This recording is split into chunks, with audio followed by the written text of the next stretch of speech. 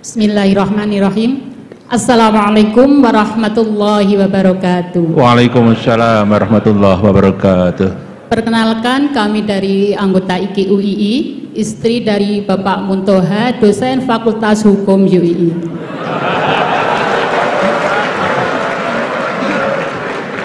Maaf, tadi diminta oleh mbaknya untuk memperkenalkan diri. Ya, monggo Bu Muntoha ya. Kepada yang terhormat Bapak Profesor Dr. M.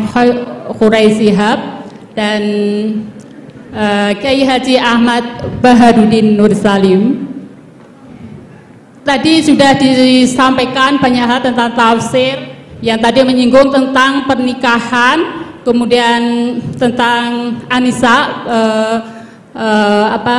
tentang perempuan dan sebagainya. Kemudian saya ingat pada suatu saat saya berdebat dengan suami saya. Bagus ini. Betul ini. Saya pernah berdebat dengan suami saya mengenai ayat yang berbunyi, yaitu surat An-Nisa ayat 43 maaf, yang berbunyi, saya penggal ayatnya. A'udzubillahi minasyaitonirrajim. Bismillahirrahmanirrahim.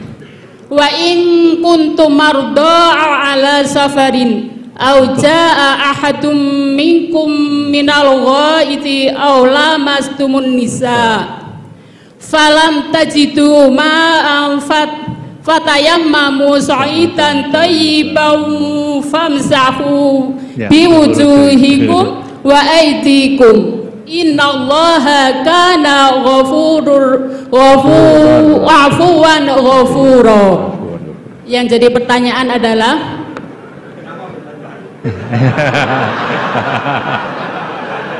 ya, sampai hampir bertengkar karena ayat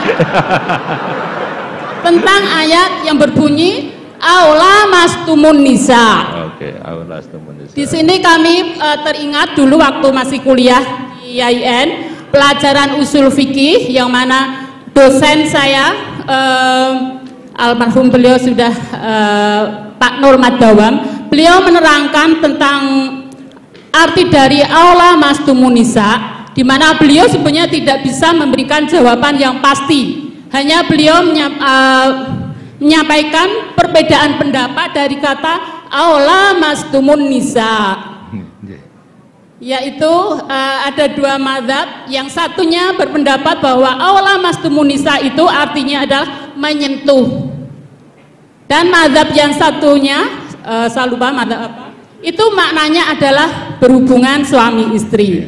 Nah, pada suatu saat saya berdebat dengan suami, yang mana untuk memastikan sebenarnya makna dari aula mastumun nisa itu apa. Kemudian suami saya bersikukuh bahwa aula mastumun nisa, makna dari menyentuh itu adalah menyentuh kulit. Nah, kemudian saya bersikukuh bahwa makna dari aula mastumun nisa itu adalah berhubungan. Nah, setelah hari berikutnya suami saya goda.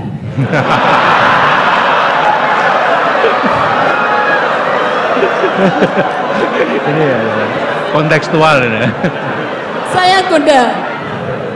Setiap habis wudhu, suami saya goda dengan saya sentuh kulitnya. Kemudian suami saya mengulangi untuk wudhu kembali. Kemudian berikutnya sudah wudhu, saya sentuh lagi. Batal kan? Pendapatnya batal karena aula mastumun nisa tadi pendapatnya adalah menyentuh kulit. Batal. Jadi beberapa kali saya goda suami saya, setelah wudhu saya sentuh kulitnya dan mengulangi wudhunya. Ini. Dan berikutnya, karena saya masih waktu itu berpegang bahwa menyentuh itu adalah berhubungan suami istri. Nah, yang jadi pertanyaan Prof. Khurai Shihab yang kami hormati adalah makna tafsir daripada ayat aula mastumun nisa yang sebenarnya itu yang mana? Apakah sekedar menyentuh atau berhubungan suami istri? Demikian pertanyaan. Terima kasih. Assalamualaikum warahmatullahi wabarakatuh. Waalaikumsalam warahmatullahi wabarakatuh. Tidak dijawab juga ya, kenapa bertengkar? Terus pertanyaan kedua, kenapa hanya nyentuh saja tidak diteruskan?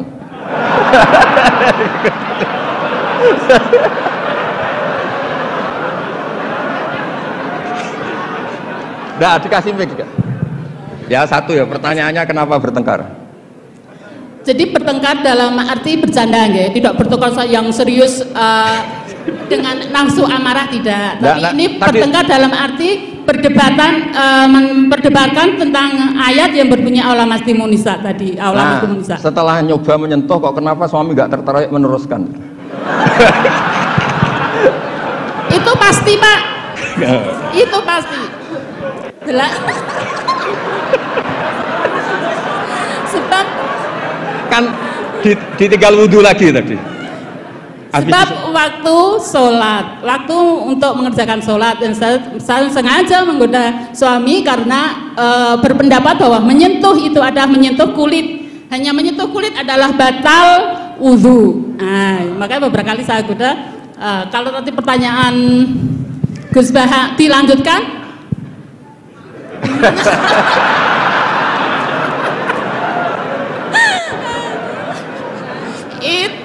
Menunggu waktu. Menunggu waktu.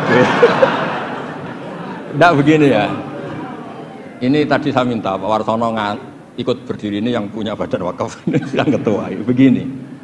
Yang jelas jangan memicu kata Pak Rektor dulu MZU dan Newcastle United sama apa? Manchester United. Karena ini sudah jadi madhab identitas. Kalau yang seperti itu NU, seperti ini Muhammadiyah, kayak kunut lah. Kunut itu NU, tidak kunut itu Muhammadiyah. Berarti Imam Syafi'i itu NU, Abu Hanifah itu Muhammadiyah. Begini, kita kan nekuni itu ya, nekuni sekali. Saya bilang nekuni sekali bukan niat sombong, enggak, supaya Anda tahu Rektor milih saya jadi ahli tafsir itu tidak salah. Memang benar-benar saya tekuni. Profesor Zaini maksudnya bukan? Dekat. Oh ya ya. Ya tadi karena saya sebenarnya sudah uzlah tadi yang Pak Kores nggak pernah setuju. Begini ya. Dalam kitab Ahkamul Quran yang ditulis Imam Baihaqi meriwayatkan makalah-makalah Imam Syafi'i, beliau jelas ngendikan, lamisa dari mulamasah. Mulamasah itu nyentuh. Naha Rasulullah an bai'il mulamasah. Ini saya cerita Imam Syafi'i dulu, nggak cerita suami Anda, enggak cerita Pak Munta Anda.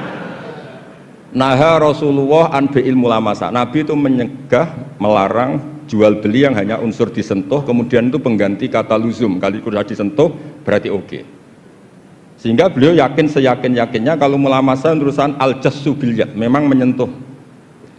Nah, satu-satunya riwayat yang populer itu adalah Ibnu Abbas. Ibnu Abbas mengartikan awalamastumun nisa itu au jama'tumun nisa, memang sampai hubungan suami istri. Berarti Anda Ibnu Abbas, suami Anda Imam Syafi'i.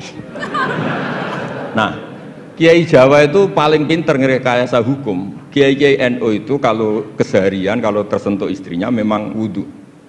Kalau banget diteruskan, cantik banget diteruskan. Saya ulang lagi ya, Kiai NU kalau disentuh istrinya wudhu. Kalau cantik banget diteruskan. Nggak nyindir ini cerita aja. Gitu. Pengalaman Gus Ba. Ya, alhamdulillah berarti cantik banget. Nah, tapi kan madhab Syafi'i itu ada problem, yaitu beliau meyakini dan hampir semua ulama meyakini kalau tawaf itu harus suci, dan kalau berdesaan di Ka'bah zahmah itu kan pasti kesentuh perempuan. Nah, di bab ini KBIH memberi saran, sudahlah di bab ini intikal madhab, kamu kesentuh perempuan atau sebaliknya tidak batal. Tapi di kehidupan sehari-hari memang perasaannya orang-orang Syafi'i, sebenarnya itu orang Syafi'i bukan orang NU, tapi sudah diambil alih NU. Sampai ketahuan Pak Kores itu kalau di kampung-kampung, enggak Sayyidina NU, enggak Sayyidina ya Muhammadiyah. Kalau kunut, padahal kita yang nekuni madhab tidak ada seperti itu, ini Syafi'i, ini Maliki ini. Nah, tapi jangan juga nanti terus beralih, ini madhabnya Pak Muntaha, ini madhabnya istrinya. Wah, malah ada pendiri madhab baru nanti dalam Islam. Ya, jadi konflik Anda, berdebat Anda bagus lah. Jadi kesannya UI itu di rumah pun ilmiah. Jangan sampai debat begini. Itu gaji kamu di UI hanya sekian, tuntut Pak Warsono, jangan gitu. Itu kan tidak ilmiah. Alhamdulillah lah itu bagus. Teruskan saja debatnya. Ya jelas ya memang begitu riwayatnya begitu. Ya Anda nanti terserah. Kalau dalam ilmu tasawuf, mazhab itu gampang. Kamu yakin tidak ketemu Allah dengan pendapat itu? Mazhabun al-Qawahabi. Kalau dalam ulama, hadza madhabi al-Qawahabi. Ini pendapat saya yang sampai ketemu Allah itu saya siap.